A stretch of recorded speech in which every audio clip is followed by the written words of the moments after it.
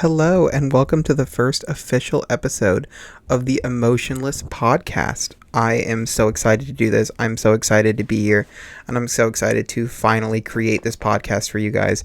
This podcast has actually been in the development since about June of last year, because I started buying equipment for that, because originally it was going to be called The Pig Pen, and it was going to be more of a joking podcast, more of a just talking about what's going on in the world, talking about my life, blah, blah, blah, blah, blah, with my friends. That fell through, and we'll get into that in future, later episodes. But today's episode is sponsored by Dunkin' Donuts. No, I'm kidding.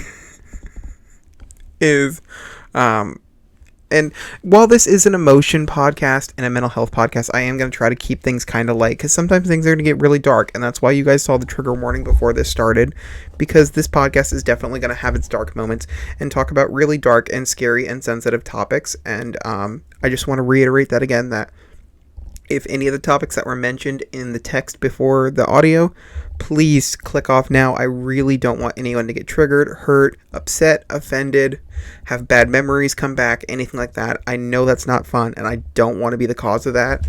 So please click off now if you think in any way anything that was mentioned might affect or trigger you.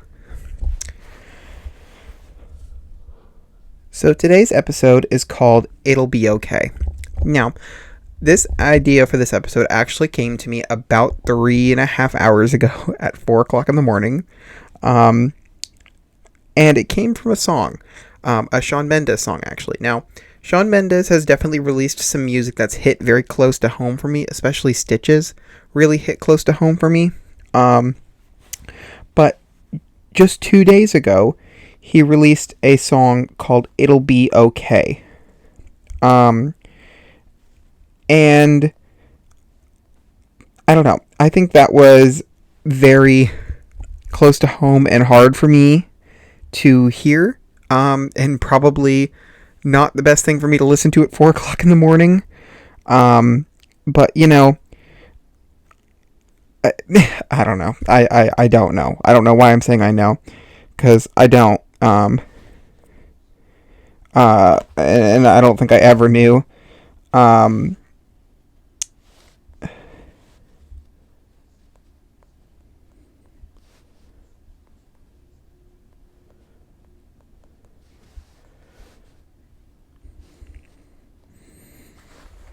So the song,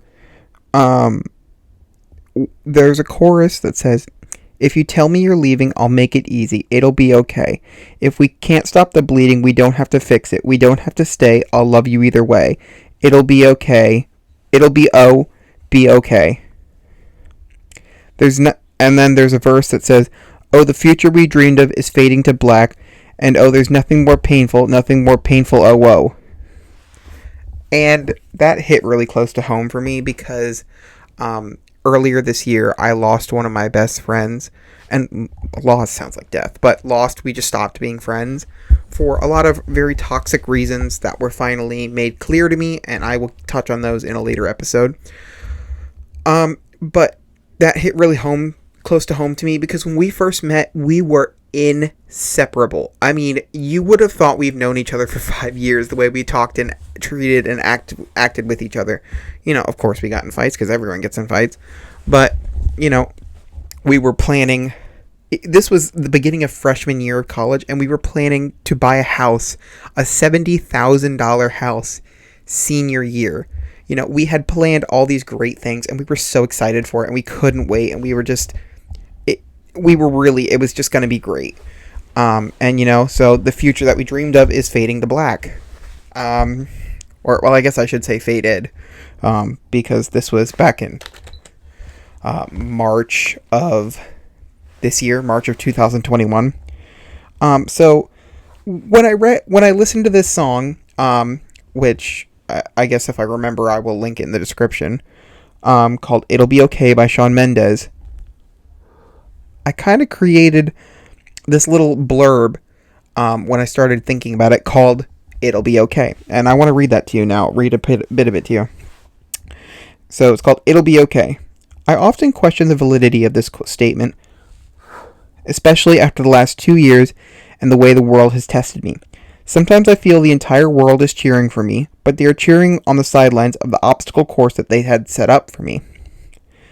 They are cheering for me as they watch me face and overcome the challenges that they set up for me to complete.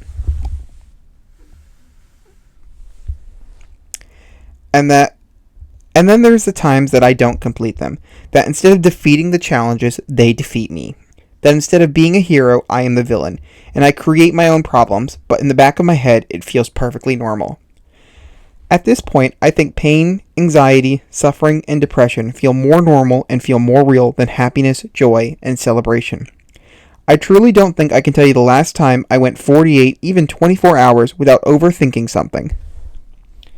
I would say I can't tell you the last time I was truly happy, but I had the best summer of my life working a step closer to my dream job and made it.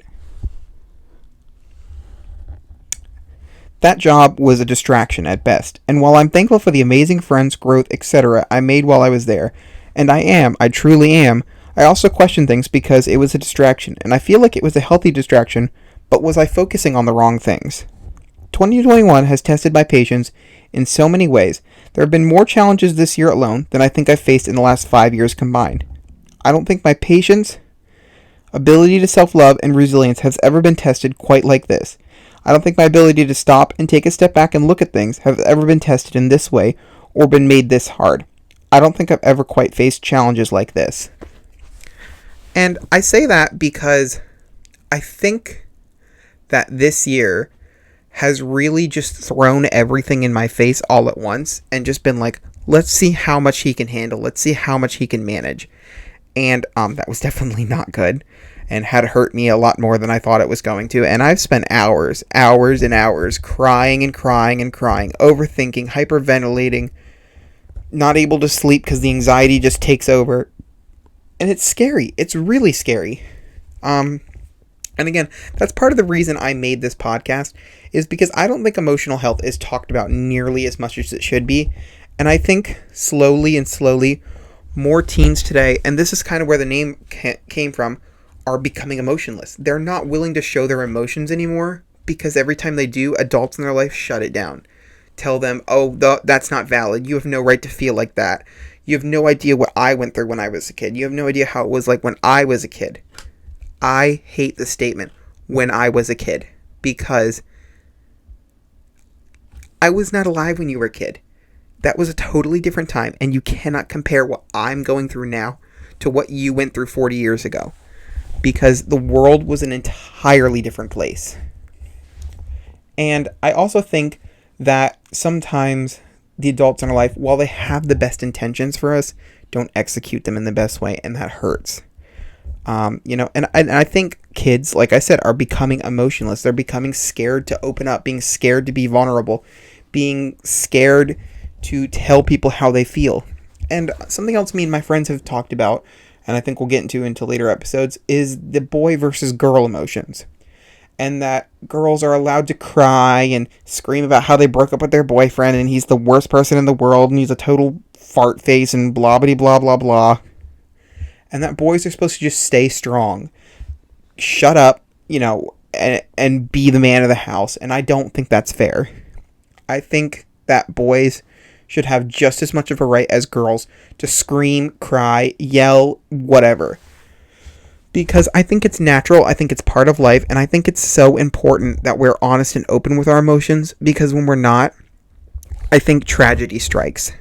I think that not being open with our emotions, eventually it will bottle up and just make things so much worse and cause us to do things that we would have never dreamed of doing, and I think that's really scary. So again, please reach out if you're ever struggling. Like I've put in the description of this channel, email emotionless.podcast@gmail.com with your stories. We'd love to read your stories if you're open to sharing it to us. And please, if you ever feel like you want to give up, you don't want to be alive anymore, you just don't want to do this anymore, please call the National Suicide Hotline toll free at 1-800-273-8255. Again, that's 800-273-8255. They are there for you. you can even tell Siri, hey, call the National Suicide Hotline, and she will. Like, please, I've spoken to them, and they really do make a difference. They're there for a reason, and they will make you feel better, I promise. I know it's scary, I know it's hard, I know what you're going through is not fun, I know you don't want this to continue, but please reach out. Go to therapy. I know it sounds unmanly or unkempt or like you're vulnerable. Being vulnerable is important. Talking about your emotions is important. And understanding why you're feeling them is important. And I had a therapist at my college that I don't go to anymore that had really taught me that and taught me the importance of opening up and taught me the importance of being vulnerable and just in being alive, and the importance of telling people how you're feeling before it's too late. Because once it's too late, tragedy can strike and it can affect so many people, and I just don't want to see that in the world anymore.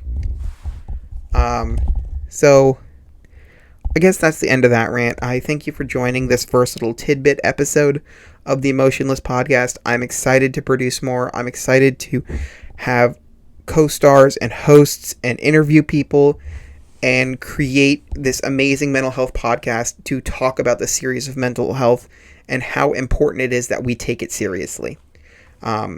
Please check us out on Instagram at emotionless.podcast. And again, if you have a story you want us to read or talk about, please email us at emotionless.podcast@gmail.com. Again, that's emotionless.podcast@gmail.com. Thank you and have a wonderful day.